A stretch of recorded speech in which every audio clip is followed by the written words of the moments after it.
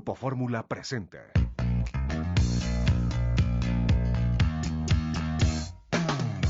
En el estudio de Eduardo, con Eduardo Ruiz Gili, las personalidades, los acontecimientos y los temas más relevantes se dan cita aquí, en el estudio de Eduardo. Bienvenidos. Comenzamos.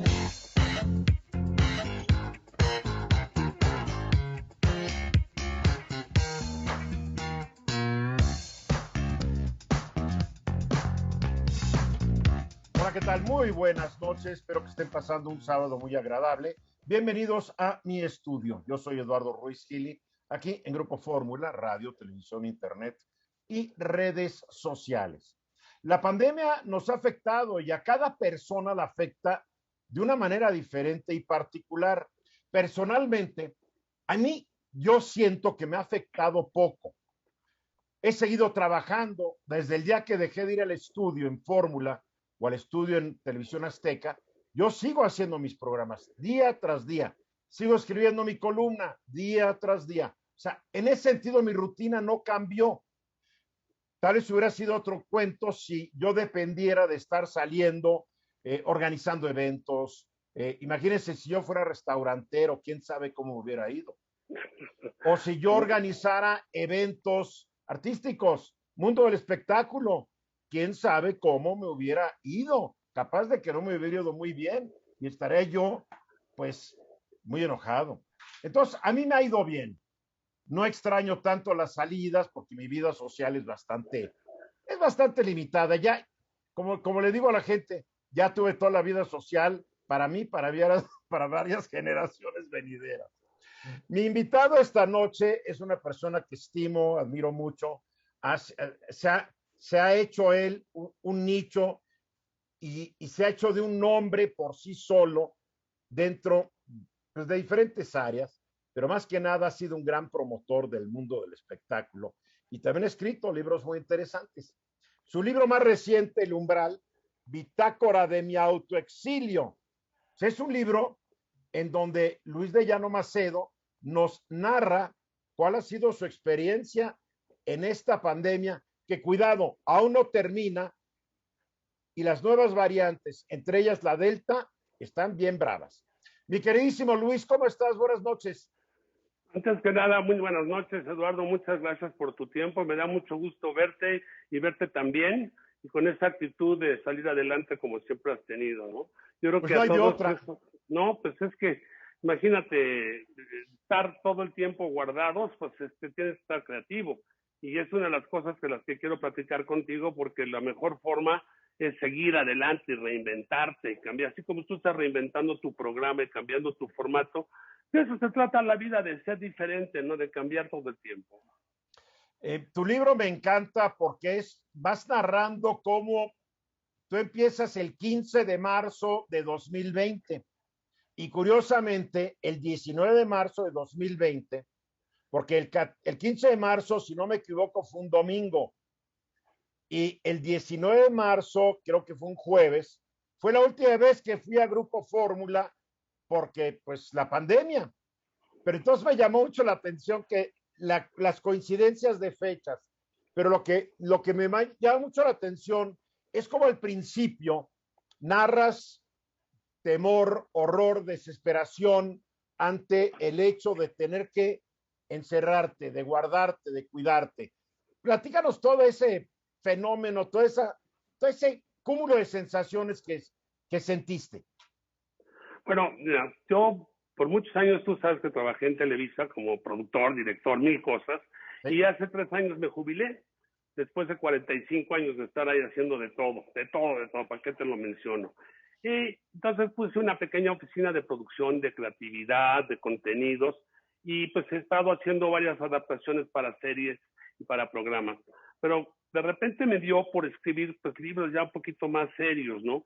Y empecé a escribir uno sobre mi padre, fíjate, porque es el antecedente de todo esto, sobre la Guerra Civil Española, sobre mi familia, sobre mi abuelo, que era un general republicano muy importante, lo que representó el exilio español en México y la ida de mi padre cuando llegó a España también con $1 en la bolsa a este país y empezó pues a trabajar en la radio, en la televisión, en el teatro Y bueno, me clavé muchísimo y de repente que ahí lo estaba terminando que da la pandemia.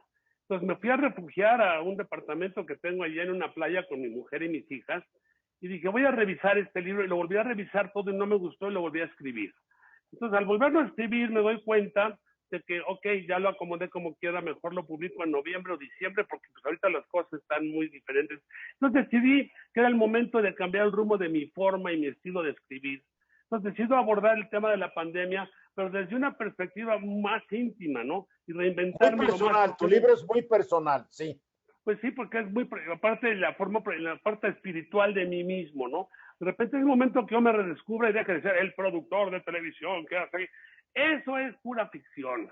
La realidad es otra. Tú lo sabes porque has trabajado y has hecho todo, ¿no? Entonces yo creo que eso me hizo pensar en que, pues, cómo filosofar, cómo hablar acerca de lo que está pasando y saber que en estos momentos, lo que pasó en ese rumor, que como dices, empezó en marzo. Primero hablé sobre las idus de marzo, de William Shakespeare, de la obra de Julio César, donde dicen, beware, o sea, cuídate de las idus de marzo. Que Beware the Ides of March, cuando lo advierten sí, que, le puede ir mal a Julio ese día. Sí, porque ahí era una semana en que los romanos celebraban al dios de la guerra, a Marte, y hacían todo tipo de eventos y cosas, dije yo, y luego pues se lo echan, ¿no? Imagínate nada más eso, ¿no? Ay, por favor, nomás le dieron entre 32 y 36 puñaladas, no exageres. Bueno, hay otros datos, ¿no? Nadie sabe, pero qué ¿Tú interesante. ¿Tienes otros datos? Yo creo que le dieron 2, ya sabes dónde, y ahí se quedó, porque en esas épocas ya nunca sabes por dónde. Pero creo que lo importante fue que me empecé a concientizar al momento en que me tengo que quedar en mi casa, estar con mi mujer y estar con mis hijas y aprender a vivir otra forma de ser. Dejar de ser el productor que va y viene y que dice y que decide. Y dije, no, mira, yo lo que quiero es sentirme otra vez y escribir mi vida de nuevo. Entonces decido hablar sobre la pandemia, esta bitácora, porque lo escribía cada semana, escribía yo una cápsula, una cosa, la mandaba a mis amigos y realmente busco lo positivo que ha tenido para mí esta pandemia en revalorar lo inmaterial y lo mío, y ese espíritu de resiliencia y empatía, y mi vocación también de lo que soy, y sentir también por esa gente que se ha sacrificado, ha arriesgado su existencia, la cantidad de doctores y todo este mundo y esta humanidad que espera recuperarse, aunque no parezca, estamos como en un coma inducido, estamos como en suspensión, ¿no? Y revaloramos también los que salen a trabajar todos los días con miedo a cuestas de aquellos que ostentan poder en el gobierno o el púlpito, no aquellos que desde el púlpito religioso o desde las informaciones de conferencias de prensa o la casa de bolsa te dan, sino de cómo viven, porque también hay que ver que pues mucha gente tiene que salir, sobre todo claro, cuando te cierran los negocios de los productoras o las empresas medias, ¿de qué vas a pagar la renta? ¿De dónde vas a pagar a la gente? Porque te dejan fuera. Y que la gente en México no está acostumbrada a estar encerrada. No. Tú y yo lo sabemos, porque el mexicano le gusta ir al mercado, le gusta ir a la plaza. De chavos nos gustaba ir a la zona rosa a ligar. Vivíamos somos muy sociables, es cierto. Totalmente. Entonces yo digo, bueno, ¿cuándo va a terminar este tiempo de mortandad y de alguna forma debacle generalizada? De alguna forma, ¿cómo voy a salir de todo esto? ¿Cuál de estos días de aislamiento? ¿Y cuál es la moraleja de todo este drama? Empiezo a pensar en esas cosas y me lo cuestiono, ¿no? Yo creo que solo el tiempo nos va a dar las respuestas porque muchas cosas no están todavía descubiertas. Pero al mismo tiempo tú dices, bueno, ¿qué mejor forma que seguir escribiendo? ¿Qué mejor forma que hacer un mensaje de mí mismo y de repente hacer esta bitácora de las cosas que han pasado? Porque ¿cuántas gentes hemos perdido? ¿Cuántos seres queridos? ¿Cuánta gente está todavía? Y ahorita voy a hablarte de la tercera ola, porque estoy primero hablando de lo que el libro hablaba, antes de imaginarnos la segunda ola o la tercera ola. Entonces, te la voy a narrar como está en el libro un poco, a ver si te gusta, porque empiezo de esta manera. En la iluminada marquesina del teatro humano, el anuncio no puede ser más llamativo. Gran estreno, función de gala y tras bambalinas la verdad absoluta. Vestida de blanco y sin maquillaje, espera ansiosa que suene la tercera llamada, que pues, obviamente, como sabes, en el teatro griego la tradición es que la trama de la obra dicta que gracias al peso de la verdad, la máscara debe caer para que la mentira sea descubierta y humillada ante el regocijo del público. Entonces de repente dice, suena la tercera llamada, y entonces la verdad absoluta sale al escenario orgullosa en espera de aplausos y los presentes, pero para sorpresa nadie le hace caso. Es más, el teatro está vacío y el silencio absoluto es roto por el eco lejano de sirenas y ambulancias y patrullas. Y tal parece que a nadie le importó venir al estreno de La desairada verdad, ya que el día de hoy se decretó la cuarentena a causa de la pandemia y salir a la calle es castigada en muchos países. Qué ironía, con varios días de prisión. Entonces, todo el mundo está tan preocupado, cautivo en su burbuja web, desde donde han surgido tantas verdades sustitutas, que la verdadera verdad resulta no solo sospechosa, sino muy impopular. Cierto. Ya que el mundo online, la tendencia no miente. La pandemia digital es peor que cualquier virus.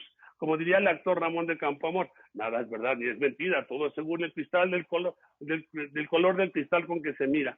Entonces, ese es como un breve relato que hago yo en este autoexilio para compartir con ustedes mis impresiones en un mundo contenido en modo pausa, ¿no? A ver, y no cabe me gusta la palabra autoexilio. Vamos a ir a los mensajes y regresamos, porque tú lo ves como un autoexilio y mucha gente no sufrió este autoexilio, como lo dijiste al principio. Tenían que salir, no les quedaba de otra, porque o sales para ganar el pan de cada día y sobrevivir, o te mueres. Mensajes y regresamos con Luis de Llano Macedo. Clouds of white, bright blessed days, dark sacred nights, and I think to myself, what a wonderful world.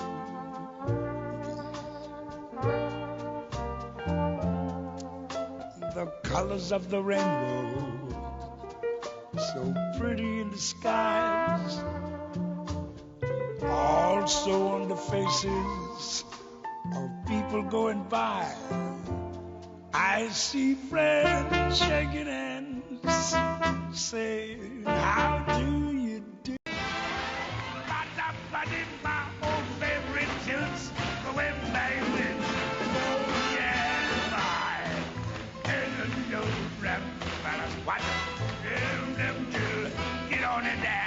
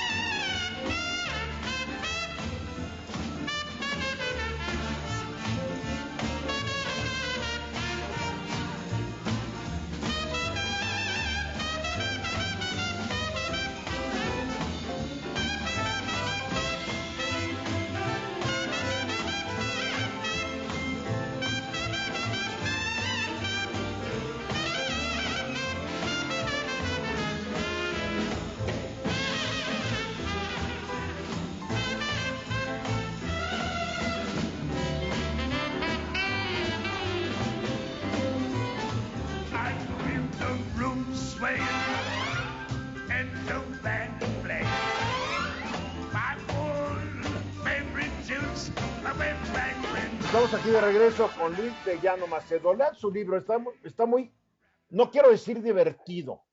El umbral y bitácora de mi autoexilio es el subtítulo. Es un libro de una gran intimidad, porque no todo el mundo se atreve a estar escribiendo lo que está sintiendo dentro de una experiencia única. La última vez que hubo una pandemia fue hace 100 años, entonces no se dan muy seguido, aunque los científicos están advirtiendo que si seguimos dando en la torre a nuestro pobre planetita Tierra, cada vez va a haber más pandemias, más criminales, más asesinas y no nos van a perdonar. Luis, no es fácil hablar de, por lo menos para mí no lo es, estar hablando de lo que está uno sintiendo dentro de este asunto y tú calificas dentro de tu autoexilio. ¿Por qué un autoexilio? Pues porque, mira, mi padre fue un exiliado de la Guerra Civil Española y mi abuelo también. Y tenía un sentimiento muy duro acerca de haber perdido una guerra y haber tenido que salir de su patria y tener que perder tu patria, sí. ¿Sí? Pero un autoexilio tiene que tener una buena fuerza de voluntad muy grande porque no estás solo, está tu esposa, están tus hijas, pero aún así dejas de tener contacto con ese mundo. Yo vivo en una zona de la ciudad que es como si fuera Manhattan, ¿no? Porque tengo así como las cosas muy cercanas. Y he llegado a una conclusión también, antes de clavarme más en el autoexilio, es que esta ciudad no es una ciudad, es un país. cada alcaldía es un estado y cada colonia es una ciudad. Y tenemos que cambiar la forma de verlo, porque de esa manera entenderemos por qué somos tantos. Ya no cabemos, ya no podemos existir. Llegará un día en que vas a tener que circular de día o de noche, habrá escuelas de día, escuelas de noche, trabajos de día, trabajos de noche, porque no cabemos, ¿no? Pero pues yo en mi locura también pues tengo una socia, ¿no? Que una noche me despierta muy de madrugada. Yo vivo con 4 mujeres. Mi mujer, mis 2 hijas y la loca de la azotea. Y esa loca de la azotea, esa necia que vive en el último piso de mi ser, todos los días me despierta de madrugada y me dicen un ultimátum: si no te pones a escribir, te va a llenar la cabeza de tantos datos que no va a quedar más otro remedio más que meterte una USB o conectarte a la Big Data. Y de repente en estos tiempos de tecnología hasta mi propia humanidad está a punto de ser víctima de este crash digital, ¿no? Y estos efectos a lo mejor hacen una revuelta en mi hardware neuronal, ¿no? Entonces, quizás pensando algo más parecido a lo que le pasó a Quijote, que de tanto leer y poco dormir, el pobre caballero de la Mancha perdió el juicio tratando de desentrañar la razón de la sinrazón, y por eso muchas veces le vino el deseo de tomar la pluma y que los pensamientos le sorbaban o algo así, ¿no? Lo cierto es que las redes sociales pueden crear muchos Quijotes, porque yo veo mucha gente que no se despega de sus redes sociales y ya empiezan a sufrir cierta chifladura, ¿eh? Bueno, es como los niños, que no les puedes quitar el iPad, no les puedes quitar el iPhone, y se pelean contigo y se enojan, porque es un confinamiento inducido. Fíjate, lo que siento es que esta semana es la tendencia de sobreexponernos a los gadgets o engancharnos en discusiones online, o de alguna forma estás cautivo de las series que de alguna forma quieres ver de principio a fin. Tú sabes lo que es el efecto. Hay unas que son muy buenas, hay unas que sí te picas. Además están diseñadas para que sean como una droga. Te sientas y hasta que no se acabe el capítulo 20 de la temporada 3, no te para. ¿No? Porque eso se llama el efecto Sherezada, ¿sabías? La historia de las 1001 noches, que Sherezada era un rey que cada noche mataba a una concubina después de tener sus relaciones, y Sherezada se puso muy abusada. Entonces llegaba el rey y le empezaba a contar una historia, y cuando estaban ya a las 6 de la mañana le decía: termina, no, ya estoy muy cansada, mejor termino mañana. Y así duró 1000 noches. Lo que quiere decir que las series son lo mismo, te dejan picado para que sigas y te claves como si fuera una adicción a lo que estás viendo en las series, porque son pequeñas películas. Eso de las series no la puedes comparar con la televisión normal. La televisión normal es doméstica, tiene un formato, cambió, y las series son un lenguaje de cine, tanto en el texto como en la tecnología o en la forma de hacerlo. Es otro mundo, pero esa cosa que te deja picado, es como de chavitos que veíamos las aventuras en el cine, y había miniseries, ¿te acuerdas? Y veíamos que si el Llanero Solitario, que si Hopalong Cassidy, bueno, eso era una cosa que te llegaba. Hay unos que volaban como si fueran así del futuro. Bueno, hubo 1000 cosas de esto, ¿no? Entonces yo creo que esto, al mismo tiempo de convivir, y te vuelves como a ser niño nuevamente con tus hijos. Empiezas a hacer cosas con tus hijos que no hacías antes, y de repente te acostumbras hasta con tu pareja empiezas a tener una evolución de romance. Entonces eso me ayudó mucho para, de alguna forma, de salir del insoportable levedad, del hastío de este multitask, ¿no? Entonces, ¿ya te estaban atrapando mucho las tecnologías? Fíjate que hasta que tu vecina de la azotea te dijo: deja de estar tanto tiempo en estas cosas. Pues sí, porque te llegan unas cosas que no sabes si son verdad o es mentira, son fake news o no son fake news, y de repente lo que tú quieres es creativo, saber dónde sale lo tuyo. Claro, me escuché todos los discos que pues, me gustaban. Creo que leí todos los libros que nunca terminé, y dije, bueno, yo tengo que hacer en este momento un repaso de las cosas que me llegan al alma, ¿no? Entonces, esta bitácora de repente me dice: oye, ¿por qué no escribes algo diferente? Entonces pensé yo: voy a escribirte un cuento y te lo voy a contar rápidamente, ¿no? Se llama Mi Chole y yo.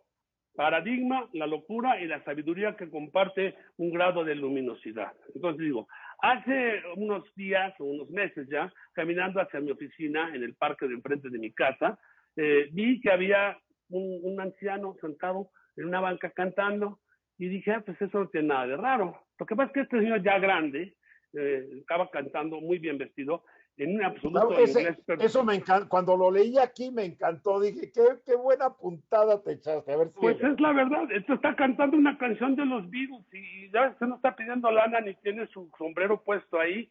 Y aparte nadie le daba lana. Y decía yo, ay, cómo hay locos en este país, cómo hay locos en el mundo. Pero lo más extraordinario es que, aparte de que cantaba, de repente se volteó y empezó a hablar con alguien que no existía. Y dije yo, uy, ya, ahora sí sentí escalofríos y pena y por efecto espejo que uno tiene. Y después pasé a su lado y me di cuenta de que este hombre, a quien a primera vista yo creí que estaba solo, pobre y loco, ni quería dinero, ni quería compañía, ni pena. Solo había sacado, sin correa, a la calle, a su propia soledad. Y juntos le cantaban no a la gente, sino a la vida, en un éxtasis de alegría y hasta cierto punto de egoísmo e indiferencia. Que no era locura, sino iluminación, que puede estar perfectamente casado con tu soledad hasta que el beat de la saludar nos separe y ser feliz. Pero además, Luis, nos la pasamos todas las horas en que estamos despiertos, nos la pasamos hablando con nosotros mismos. ¿Cuál es la diferencia de hacerlo en silencio que platicárselo al aire? Realmente, ¿cuál es la diferencia? Pues fíjate que yo siento que el que tú lo expreses y ya dices, bueno, mis palabras se quedaron en el aire, pero las saqué. No sé si las escucharon o no. Entonces, claro, de repente, yo creo que en este momento de aislamiento pandémico, mi soledad y yo nos vemos al espejo y nos reímos juntos y compartimos esto que estoy escribiendo, cantando en un TikTok mental y a manera de mantra una canción de los Beatles de Nothing's gonna change my world. Nothing's gonna change my world across the universe, ¿no? Que dice, pues, porque de esa forma yo sentí que te estaba dejando un mensaje que en otras situaciones no lo hubiera yo escrito, ¿no? Y eso me motivó muchísimo a seguir escribiendo, ¿no? ¿Te refieres, ya hablas de la soledad? ¿Te has sentido solo en esta pandemia, a pesar de estar rodeado de tu mujer, de tus 2 hijas y de la vecina de la azotea? Te digo la verdad. Sí, y ¿sabes qué? Me encantó mi soledad. Creo que es algo que es mío y que no me está metiendo rollos más que los que yo tengo conmigo mismo. Es una especie de feedback que viene, ¿no? Estoy como exorcizado en mis autorreflexiones y mis culpas, ¿no? Porque yo pienso de cuando era el chavo, ¿no? Que éramos felices y no sabíamos que éramos felices, ¿no? O ni siquiera sabíamos cuánto infelices íbamos a ser y no adivinamos todo a tiempo, porque como señalan muchos psicoterapeutas, para superar el ayer, lo primero es que aceptes lo de hoy, imaginarte el mañana desde muchos escenarios, ¿no? Entonces, es algo que es importante. O sea, cuando te duermes, ¿qué es lo último en que piensas? Ya cuando te quieres dormir, bueno, hay quien piensa en su trabajo, hay quien piensa en que quiere ser más rico, hay quien piensa en una mujer, porque te relaja, porque te hace... Y cuando estás preocupado, híjole, no duermes. No duermes. Pensando, ¿no? Que estamos en una forma, ¿no? Entonces, creo que pues tenemos mucho tiempo para hablar muchas cosas y yo sé que tienes un formato que seguir, así que me voy a callar la boca un momento. Vamos a un corte y regresamos con Luis de Llano Macedo. Regresamos.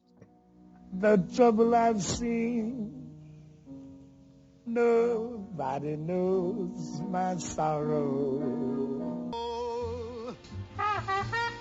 They say some people long ago were searching for a different tune, one that they could croon, only they can. They only had the rhythm soul. They started swinging to and fro. They didn't know just what to use. This is how the blues really began. They heard the breeze in the tree singing melody, And they made that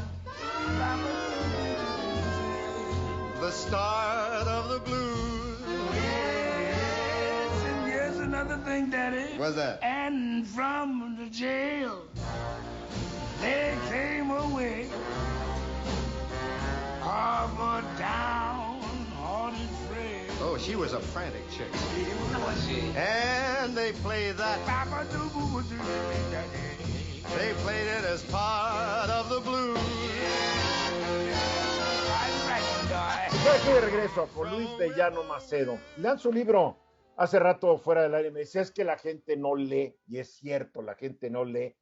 Y después salen payasos con primer nombre de filósofos alemanes diciendo que la lectura es un invento capitalista, estupideces. Se debe y se puede leer por el placer de leer.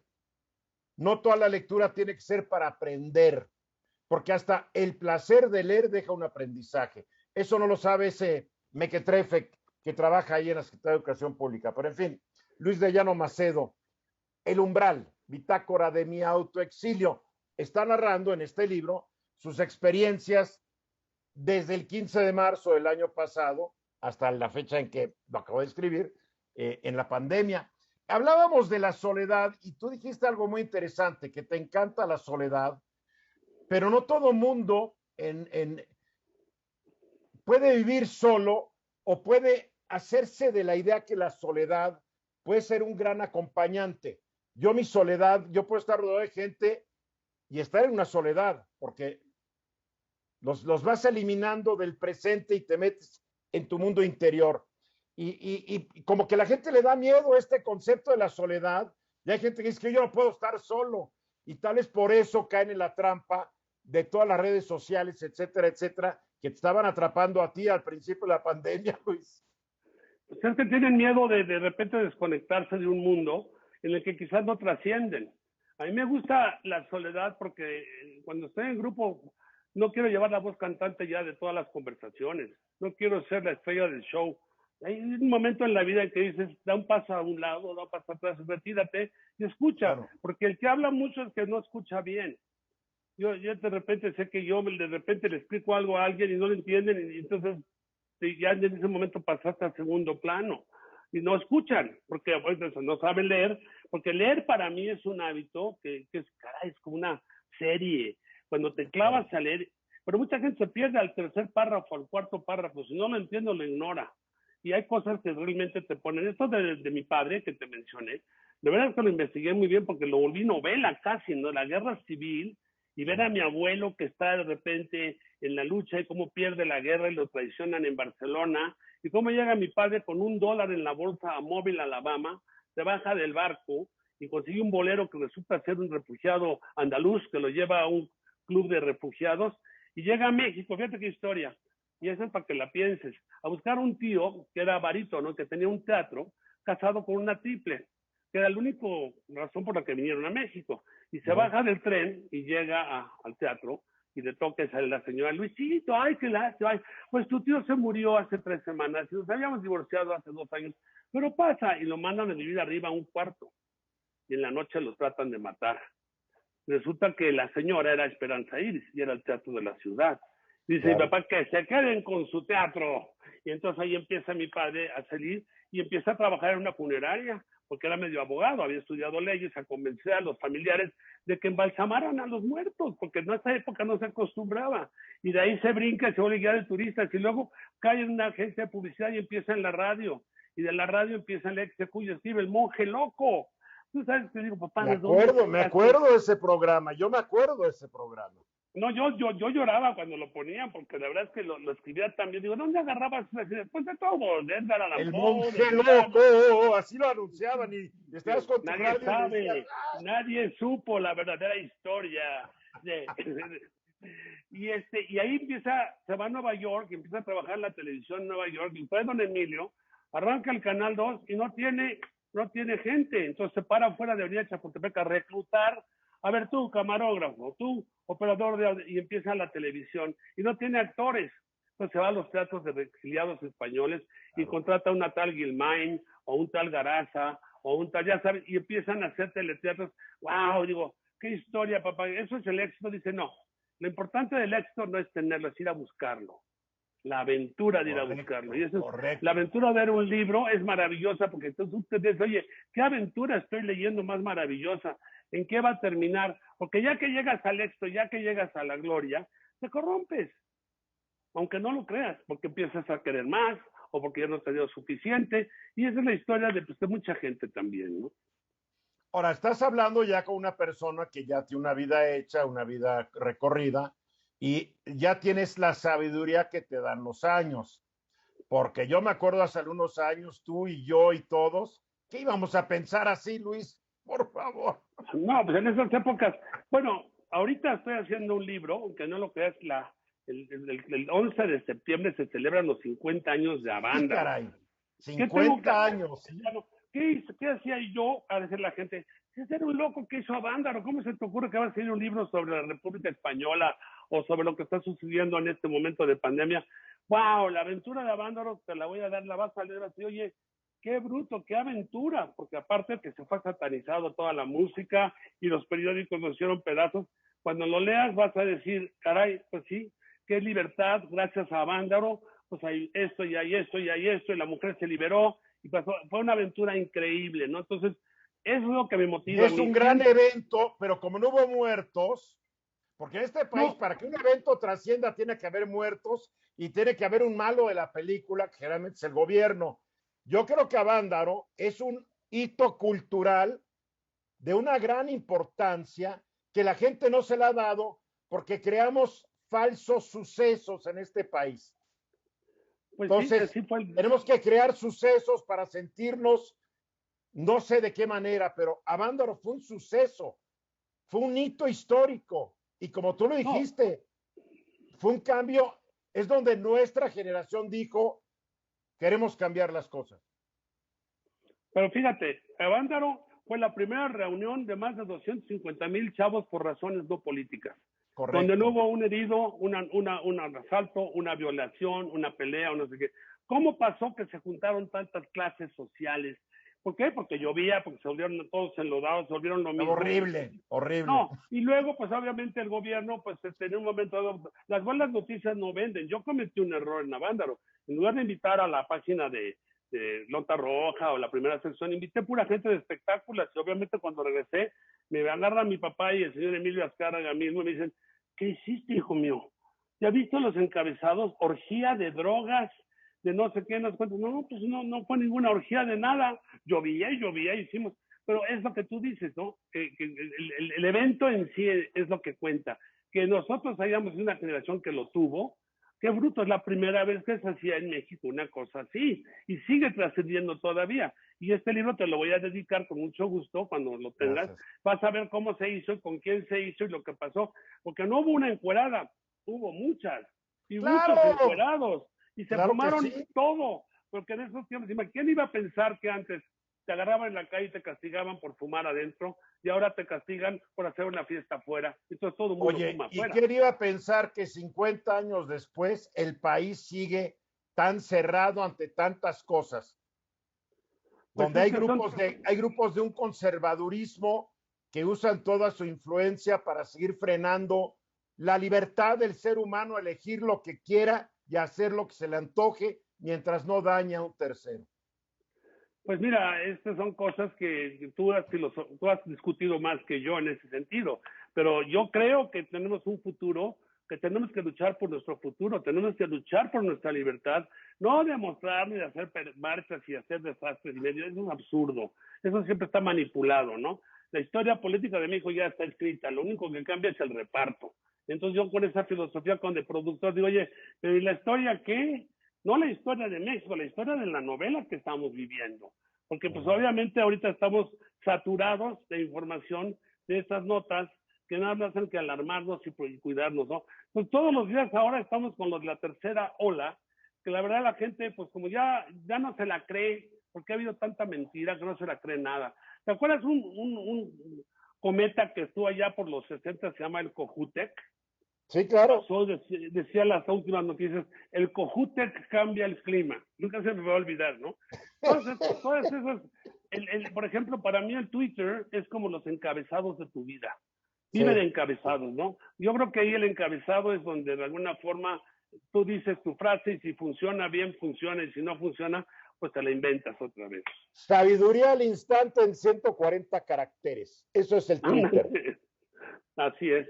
Mensajes. Regresamos con Luis de Llano. They pushed it through a horn until it was born into a blue note. And then they nursed it. They rehearsed it. And then they gave out the news that the Southland gave birth to the blues. Yeah, they nursed it, and then they rehearsed it, and they got out that news. Everybody sing. Now when the saints go marching in. Now when the saints go marching in. Yes, I want to be in that number. Esta noche estoy platicando con Luis de Llano Macedo, autor del Umbral, bitácora de mi autoexilio.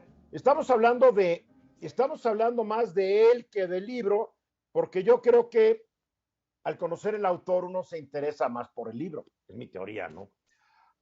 Pero una pregunta, este es un libro en donde es como un gran resumen de tu vida dentro de lo que es la pandemia, pero también es un libro muy íntimo.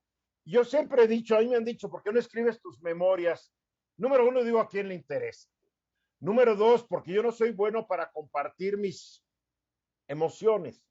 Entonces yo admiro mucho a un escritor como tú, que es capaz de transmitir lo que está sintiendo, pero ¿cuál es el mecanismo de que no te importe decirlo? A ver si aprendo yo algo de esto. Te voy a decir cuál es lo que yo pienso. Para empezar, no me tomo tan en serio. Es una cosa muy importante, porque el que se toma tan en serio siempre va a vivir. Te digo, mi madre me lo dijo un día, una cosa que estaba yo con Chaneca Maldonado, que has de haber conocido en algún momento, que estaban discutiendo sobre literatura. Entonces yo me metí a la conversación y dice mi madre, espérate, mijo, cállate. Tú nunca vas a ser un intelectual, vas a ser un culto de la subcultura. Para ser un intelectual tienes que leer 5 libros a la semana y ser muy chocante. Y no creo que tú leas ni 2 ni seas chocante. Y dice Chaneca, pues mira, ya la mitad está resuelto porque Luis es encantador. Y entonces me moría yo de la risa y dije, bueno, si tú logras de alguna forma trascender como lo que realmente eres, pues no importa cuánto sepas. O sea, yo tenía un padrastro que fue Carlos Fuentes, que nunca conocí, y que lo volvieron lo máximo. Qué bueno, respeto, tengo una hermana hija de él. Pero yo creo que eso es lo importante, ¿no? Tienes que ser honesto y neta. Me gustan esas palabras de antes, la neta, ¿no? Yo creo que lo que importa es que te expreses, que tengas quizás no el vocabulario político que necesitan tantos ahora para poder ser entendidos, escuchados, que yo no lo puedo hacer, porque me hablas de la coyuntura, del tripartita, eso no entiendo ni madre, ¿no? Pero yo creo que tú eres un hombre que tiene pues una gran equipaje detrás y lo has coleccionado. Yo empecé trabajando con tu hermano cuando hacíamos el Canal 8. Imagínate las historias que sucedían en aquellas épocas, ¿no? Fue el año 71. Después de Avándaro, cuando se hace el Canal 8, que mi padre obviamente me llevó al Canal 8 a fuerzas porque me dijo, cuando empezó la guerra civil, yo me fui con mi padre, entonces ahora tú te vienes conmigo. No, yo me quiero quedar aquí. No, te vienes conmigo. Y ahí me la eché y cuando viene el rollo, me acabé quedando un rato, me quedé bastante tiempo, pero pues hemos tenido vidas muy, muy intensas también nosotros, tú en tu forma y yo en la mía, yo en la televisión, en la música, en esas cosas, aunque debo de admitir que en el fondo soy un rock and rollero frustrado, porque por más que traté, nunca la hice, y en cambio, pues... Nunca es tarde, Luis, nunca es tarde.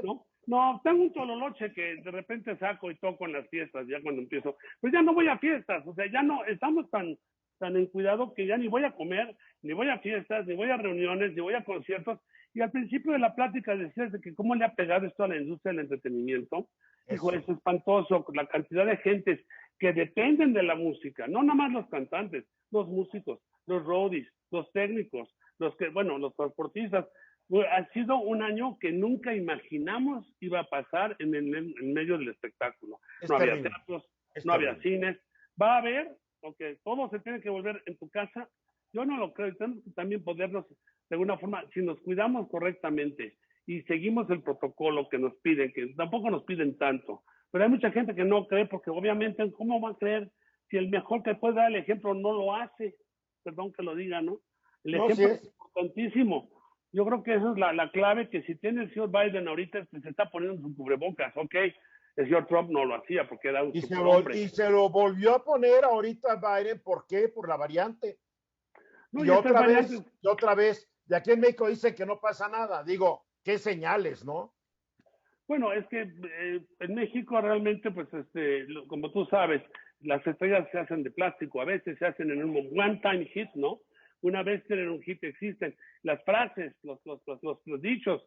Pero yo creo mucho en la gente. Yo creo que después de esto, si realmente nos quedamos, yo me leí mi libro y lo comparto con mucha gente porque no es un libro de autoayuda, es un libro que te hace, pues, regresar a tu realidad interna, ¿no? No, todos tenemos que pensar en esas cosas y sacarlas. Yo creo que tú eres un buen comunicador porque expresas lo que dices todo el tiempo. Cuando yo leía el libro, me identificaba contigo, empatizaba con lo que decías en gran parte.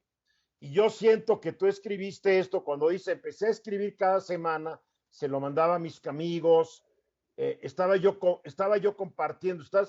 compartiendo mis emociones, mis sensaciones, mi vida con ellos, y al leerlo yo lo compartí contigo. Y eso es lo que me imagino que quieres expresar en este libro, y por eso acabó siendo libro, para que la gente lo lea y vea que no están solos, ¿no? Pues aparte, no todo el mundo lee los periódicos como creemos. Ahora ya estamos leyendo, bueno, las noticias que te llegan en el teléfono, pues apenas si las puedes leer, y si usas lentes todavía peor. Lo que se dice en los noticieros se repite 40 veces. O sea, las noticias, de repente, pues mi papá decía que quería hacer un programa con un ventríloco, para que el ventríloco dijera lo que le daba la gana, al cabo el que lo decía era el muñeco. Lo decía de Se esta vuelve manera, aburrido, se vuelve aburrido no, porque pero están dando la quinta lectura. Es cuando empieza el noticiero de la mañana a las 7, te están diciendo lo que ya te enteraste en la noche en tu teléfono. claro, y aparte te paras a las 5 de la mañana a ver cuál va a ser el encabezado de un periódico que se imprimió desde las 11 de la noche del día anterior. O sea, no Ridículo, estás actualizado en esto, ¿no? Yo creo que eso es lo... ridículo. Mira, voy a resumir en parte de esto porque yo pienso que yo estoy lo que soy porque mi vida es locura o sensatez. No sé, parafraseando a Edgar Allan Poe, les voy a decir que cuando un loco parece completamente sensato, ya es el momento en efecto de ponerle la camisa de fuerza. Yo creo que yo ya necesito la camisa de fuerza muy pronto para No lo de esta creo, manera. Bueno, pero me divierto, fíjate, yo sí gozo la vida y la voy a seguir Claro. gozando, porque si estoy de repente, mis amigos, bueno, ¿qué me van a contar mis amigos? ¿Te has dado cuenta de que hay amigos que tienes que nunca te cuentan nada? Que siempre te preguntan, oye, y cuéntame, ¿cómo estás? ¿Cómo vas? ¿Qué tienes? Y cuando tú le preguntas, ¿y tú? No, bien, ahí voy. No, de repente, ¿cómo va el trabajo? Pues ahí va. Eso quiere decir que está yendo de la patada, ¿no? Y yo creo que pues la familia... O no valoran su vida. Yo valoro mi vida porque es la única que me va a tocar. Porque dentro de todo este cosmos que va a durar no sé cuántos billones de años más antes de que se apague el universo, me tocó este ratito. Mejor lo aprovecho, ¿no? No, y yo escribí otro libro anterior que se llamaba El Orbit, en que yo estoy cumpliendo 100 años y estoy igualito porque la tecnología, la medicina y la ciencia ya me tienen igual. Entonces estoy hablando de que hay un aparato al que yo me meto en que es una máquina del tiempo virtual. Entonces me voy al pasado y me voy al futuro y convivo con Orson Welles, convivo con Ed Sullivan, con los virus, convivo, bueno, hasta con científicos. O sea, me choca dar una conferencia cuando sea que me están diciendo que me están grabando y están chateando. Por ejemplo, ya es lo que nos está pasando ahora. No hay ningún respeto por la autoridad de lo que estás diciendo. Y yo creo que tú eres muy firme y muy duro cuando dices tus notas o te peleas con alguien porque lo crees y lo defiendes. Pues la única, ¿no? Sí, pero hay mucha gente que nomás te va a decir, sí, tienes razón. No es cierto, no tienes razón, estás equivocado, ¿no? Nunca sabes. Pero yo creo que... es como te educaron. Tú has dado muchos ejemplos de tu padre y de tu madre. También es como te educan en tu casa, ¿no? Di lo que piensas, defiende tu posición. Si alguien tiene mejor argumento, reconócelo y cambia tu posición, porque eso es a fin de cuentas, ¿no? y aceptar tu posición también, defenderla, sí estoy de acuerdo. Yo tuve la suerte de que cuando yo era rock and rollero me mandaron a un colegio militar. Me tiro 4 años. Y en ese colegio militar aprendí disciplina, orden, lealtad, de alguna forma, y fidelidad. Y eso me enseñó el colegio militar y yo lo sigo aplicando todavía porque yo hago mi cama los domingos, por ejemplo, ¿no? Me hice un hábito. Los hábitos también pueden ser muy malos o pueden ser también pues, bastante interesantes, ¿no? Y yo creo que escribir también es un hábito. Tienes que tener ese hábito. El momento en que puedes poner por escrito lo que piensas y lo que sientes, se queda. Hacer un programa de televisión es efímero. Dura 1 hora y se va. Lo electrónico es efímero, estoy de acuerdo. Lo que queda es la palabra escrita e impresa. O la película que a lo mejor la viste hace 20 años y la repiten otra vez, o el libro que escribiste que encontraste en un libro de libros antiguos y estás leyendo. Esas cosas se quedan. El arte se queda, no se va. Pero estas cosas que es tan inmediato, llega, te impacta y se va, y se acabó. Luis, ¿dónde puede la gente comprar tu libro? Mira, el libro está en Sanborns, está en Gandhi, está en el sótano, en Rosario Castellanos, en la librería, la biblioteca del Fondo de Cultura Económica, y ya lo voy a tener también en lo que es Amazon, para que lo puedan leer también ahí. Y ahora otra cosa que está en las novedades, ya me volví pescador, ya tengo mi página de internet, luisdellano.com, y ahí estoy haciendo pues blogs, estoy haciendo, ¿cómo se llama? Blog, y el otro se llama el podcast. Muy bien. Hacer tu propio canal, como mi compadre Carlitos, que loco, pero ahí tiene su canalito y está haciendo barbaridad y media, pero creo que se está divirtiendo. Y es lo que importa. Y yo veo que tú tomas muy en serio tu trabajo y lo haces muy bien. Gracias. Luis Dellano, gracias por visitarme esta noche, aunque sea virtualmente en mi estudio. Sabes que te quiero, te respeto y te admiro mucho, y te felicito por tu más reciente creación literaria. Muchas gracias, te agradezco mucho el tiempo y los comentarios para mí me motivan a hacer más cosas. Gracias. Gracias a ti y a toda la gente que nos acompañó esta noche aquí en mi estudio. Mil gracias. Soy Eduardo Ruiz Gili. Sábado que entra, estoy aquí de regreso en Grupo Fórmula, pero un poco antes, el lunes 3:30 de la tarde, centro, estoy aquí en Fórmula. Gracias.